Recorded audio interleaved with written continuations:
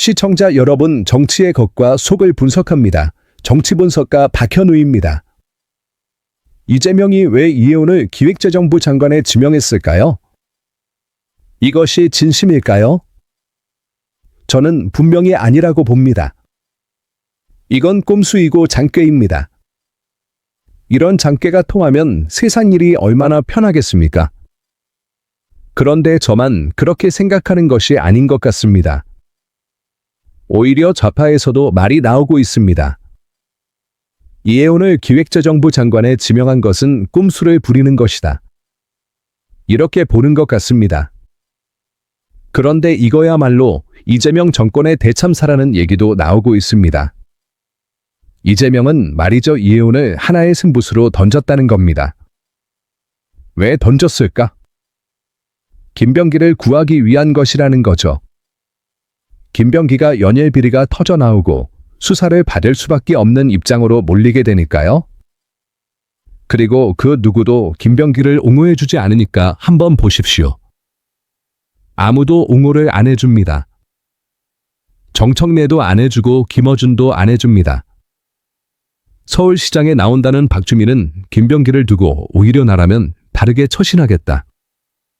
사실상 물러나라고 공격까지 합니다. 아마 쓰리쿠션으로 이재명을 겨냥한 거겠죠? 이재명이 성동구청장을 밀어주니까 서울시장에 나가려던 박주민은 뻑이 쳤다고 봐야겠죠.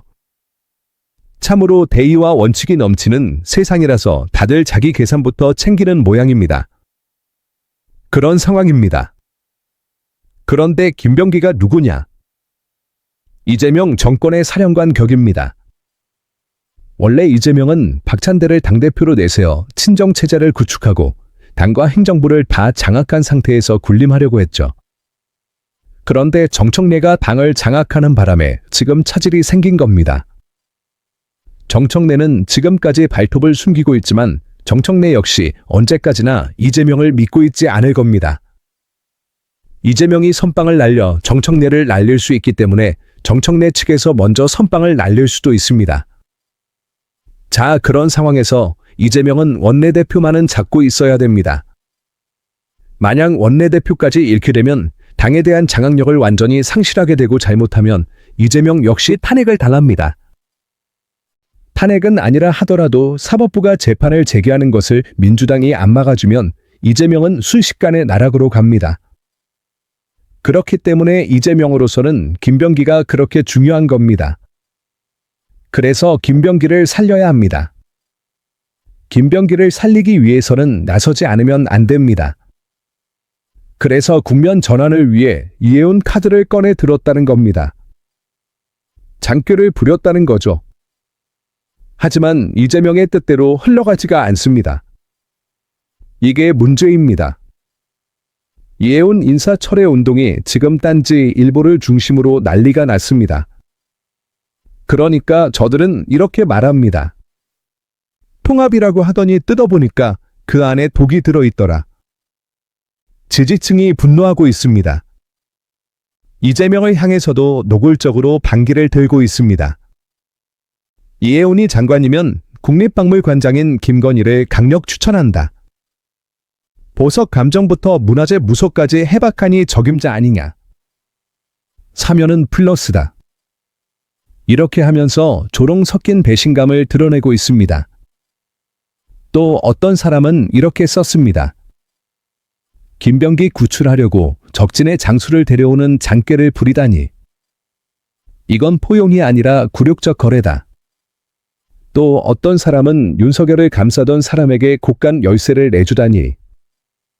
이재명식 정치는 기억 상실증인가? 이렇게 썼습니다.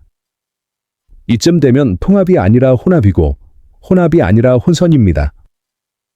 또 어떤 호남 지지자는 이렇게 썼습니다. 무원칙한 영입의 정이 떨어졌다. 지방선거는 조국혁신당으로 호남 홀대의 빚을 갚겠다. 또 이렇게 썼습니다. 지금 이혜훈 인사 철회 운동이 들불처럼 번지고 있다는 겁니다. 분노는 댓글에 그치지 않는답니다. 낙마 챌린지를 하겠다. 이혜훈을 반드시 낙마시키겠다. 그러면서 이혜훈이 과거에 했던 발언과 집회 영상 같은 것들을 대통령실 항해 메일로 막 보낸답니다. 그 다음에 조국혁신당으로 결집하겠다. 이재명이 버린 원칙을 조국이 세운다. 이런 구호를 만들어 조국기를 띄우고 있답니다. 그 다음에 스피커를 압박하고 있답니다. 정청래와 김어준을 압박해서 대통령 자리를 옹호하지 말고 민심을 대변하라. 이렇게 하면서 딴지 일보 댓글이 수없이 달리고 정청래에게도 수많은 메일이 들어가고 있다는 겁니다. 그래서 지금 이재명이 궁지에 몰리고 있는 거죠. 민주당 선명파들은 이렇게 말합니다. 적군에게 안방을 내준 격이다. 민주당의 입들이 가만히 있지 않고 있습니다. 계속해서 이거는 정체성의 논란이 된다. 정체성 문제다. 절대로 안 된다. 이런 얘기를 하고 있는 겁니다. 예를 들어 민주당 윤준병 의원은 이렇게 얘기했답니다. 내란 수괴를 옹호하던 자에게 예산 권한을 주는 건 포용이 아닌 국정원칙의 사망선고다. 이현주도 또 윤석열 개인을 외치던 자가 어떻게 우리 정부의 장관인가. 지지자들 가슴에 대못을 박는 셈이다. 이렇게 얘기했다고 합니다. 아이고야. 이현주는 요긴한 신명이었는데 지금 이재명 앞에서 알짱거리는 자인데 이 사람마저도 이혜훈을 저격하고 있습니다. 야, 이거 참 웃기지 않습니까? 지들끼리 이제 분열을 하는 겁니다. 이혜훈 카드를 던져 김병기를 구하고 통합의 메시지 어쩌고 하면서 우리 쪽을 흔들려던 이재명이 제 꾀에 자기가 빠진 겁니다. 세상에서 제일 정확한 계산은 남의 계산이고 제일 틀리는 계산은 자기 계산이라는 말이 딱 맞습니다. 이게 2005년의 노무현의 대연정과 닮았다. 그런 얘기가 나옵니다. 2005년에 노무현이 대연정을 내걸었지만 결국 도박은 실패했죠. 돌아온 건 가치 없다는 비난뿐이었죠. 마찬가지입니다. 지금 이재명이 이혜훈 카드를 가지고 장도영 체제를 흔들려 했지만 결과적으로는 이혜훈은 국민의힘에서 제명당해 버렸죠. 바로 제명해 버렸습니다. 국민의힘이 아주 발빠르게 움직인 겁니다. 느린 것 같지만 이런 때는 굉장히 빠릅니다. 이혜훈은 통합의 메시지 운운하며 장도영 체제를 흔들고 보수의 균열을 내는 카드로 이재명이 삼으려 했지만 그렇지 못했죠. 우리가 바로 선수를 쳐서 먼저 이혜훈을 제명시켰으니까요. 자, 이제 이재명은 장꾀를 부리다가 역풍을 받고 있다는 얘기입니다. 그렇다면 김어준은 어떻게 할 것인가? 이제 김어준을 봐야 되는데 김어준이 이번 기회에 확실하게 이재명을 공격하고 나설 것인가? 정청래는 어떻게 할 것인가? 정청래는 이번에 이재명을 공격하려면 좋은 기회거든요. 이재명과 차별을 하려면 얼마든지 할 수 있는 기회거든요. 이번 기회에 정청래가 과연 이재명과의 차별화를 하고 나설 것인가? 그리고 김어준은 이번 기회에 이재명에 대한 비토를 시작할 것인가? 이런 겁니다. 지금까지 김어준의 입장은 뭐였냐? 이재명에 대해서 옹호도 안 하고 비판도 안 하고 어정쩡한 관계를 유지해왔죠. 슬쩍 도와주는 듯한 생색을 내는 정도. 정청래도 자기가 이런 일종의 제도를 추진한다든가 하면서 이재명과 맞서면서도 이재명의 심기를 건드리지 않는 선에서 처신해왔죠. 그런데 이번에 이혜훈에 대해서 과연 어떻게 할 것인가? 그냥 가만히 있으면 정청래도 가만히 있고 김어준도 가만히 있고 그러면 아무리 이혜훈 임명을 반대하는 흐름이 있다 하더라도 결국 임명을 막을 수가 없겠죠. 그런데 정청래가 당대표로서 뭔가 반대를 하고 나서면 이혜훈 카드는 정말 실패하겠죠.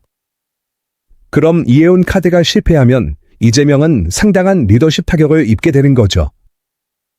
우리로서는 나쁠 바가 없습니다. 저것들이 어떻게 하든 간에 균열이 생긴 것은 분명합니다. 이제 커다란 균열이 생기고 있고 이 균열이 커지면 커질수록 이재명은 재판 체계의 악몽에 시달릴 수밖에 없겠죠. 정청래도 이재명을 믿을 수 없기 때문에 먼저 선빵을 날릴 것인가?